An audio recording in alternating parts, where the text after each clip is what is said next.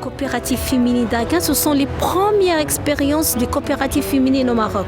Avant, il n'y avait pas de coopératives féminines, surtout au niveau de Douar, parce qu'il ne faut pas oublier, ce sont des coopératives qui sont la plupart situées dans des douars, où il y a beaucoup de traditions, il y a beaucoup d'idées que ce n'est pas facile de faire sortir une femme de chez elle, dans un douar, dans la campagne, et lui demander d'aller travailler dans une coopérative hors de chez elle, et passer toute la journée et avoir de l'argent. C'est quelque chose de nouveau qui n'est pas accepté à l'époque. Mais maintenant, heureusement, avec le succès et la réussite des premières coopératives de l'Argan, les gens, des habitants, ils ont vraiment compris que le développement, ça passe à travers les coopératives au niveau des douars. La coopérative Taït-Matine, c'est une des coopératives membres de l'ANCA. L'ANCA, c'est en fait une structuration, c'est une organisation fêtière des coopératives de femmes de l'Argan au Maroc. Cette coopérative ici, c'est plutôt tourné sur la production de l'huile d'argan. Les coopératives de la base sont toutes fédérées au sein de l'ANCA et ces coopératives, par groupe géographique, se sont regroupées aussi pour créer des GIE et des unions qui ont vraiment une fonction de commercialisation des produits. Alors que l'ANCA, qui fédère en fait toutes les coopératives, elle aura plutôt, vous verrez, une fonction de plaidoyer, de défense des intérêts des femmes de l'Argan et d'autres activités de promotion de la filière Argan au Maroc. La filière de l'Argan et notamment le milieu des coopératives a été beaucoup appuyée par les bailleurs de fonds.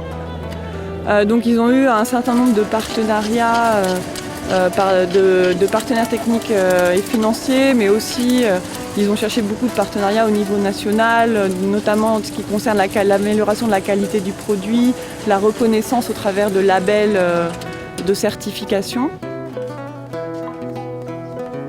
La question de la différenciation du produit à travers des labels de qualité a été au cœur des stratégies qui ont permis de structurer et de développer la filière Argan. La première indication géographique qui a existé au Maroc a concerné la filière Argan. C'était lié à des risques d'usurpation, de détournement du nom du produit ou de récupération du nom comme une marque Argan. Dans un marché, vous savez que le débouché final d'une partie de la filière Argan est lié au marché de la cosmétique au niveau international.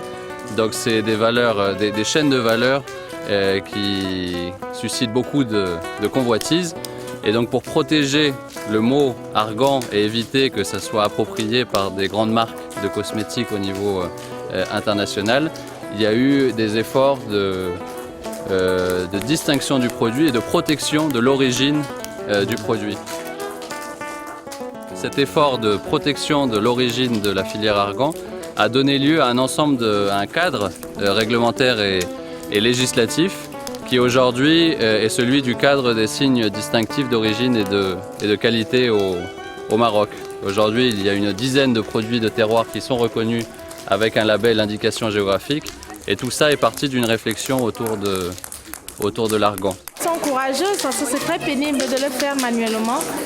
Il y a des risques de s'écraser les doigts.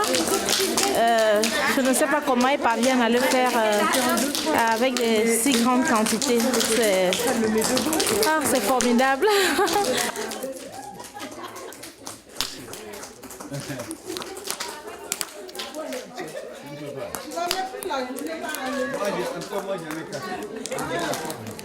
« 30 kilos 30 kilos de fruits d'argan, 1 litre d'argan. L'objectif de la coopérative, c'est de rapprocher des femmes, le développement de la femme rurale. Si on est installé à Agadir, alors ces femmes-là, elles ne peuvent pas bénéficier ni de formation, ni de travailler, ni de rien. Il faut installer ici. La rémunération, ça se fait par kilo dans le don. Et aussi, ça payé chaque mois, à la fin du mois. Aussi, ils ont aussi des bénéfices de chaque année et aussi d'autres avantages.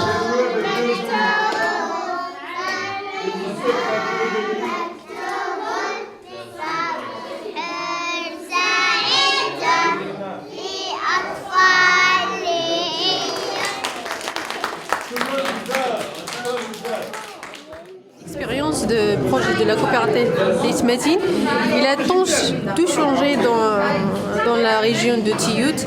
Maintenant, il y a beaucoup d'associations qui sont nées juste quand ils ont vu l'expérience de la coopérative. J'espère que ça va arriver au Cameroun. Alors, 1 litre. 1 litre d'huile d'argan. Ça, c'est la réserve. Hein? Vraiment, avec Anka, nous allons tisser des relations de partenariat, d'échange de produits et de commercialisation entre le beurre de karité et l'huile d'argan, qui est vraiment très, très, très, très intéressante. De 20 kg jusqu'à 200 kg à peu près. Oui. Elles ont transcendé les barrières culturelles, elles ont montré le meilleur d'elles-mêmes pour montrer comme quoi les femmes sont aussi des productrices et ne sont pas seulement des consommatrices des services des autres. Là, nous disons vraiment courage à toutes ces femmes-là et nous savons qu'elles constituent déjà le modèle pour d'autres femmes qui aimeraient s'organiser à ce type de modèle de business comme ces femmes-là.